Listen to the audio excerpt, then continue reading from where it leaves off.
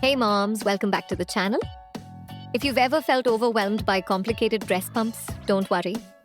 In today's video, I'm going to show you how to use a manual breast pump step by step.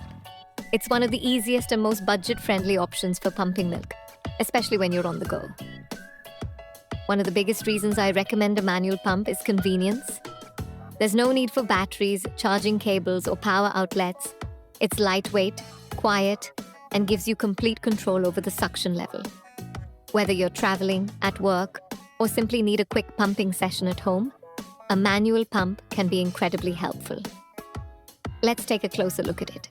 This pump has three main parts: the flange, the handle, and the collection bottle.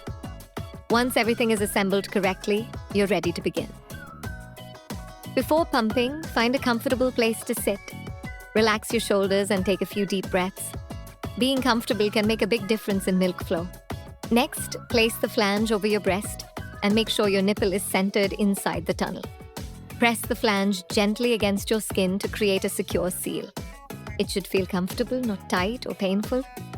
Now it's time to start pumping. Hold the bottle firmly with one hand and slowly squeeze the handle with the other. Begin with gentle, steady pumps. This helps encourage your natural letdown reflex and can make pumping more effective.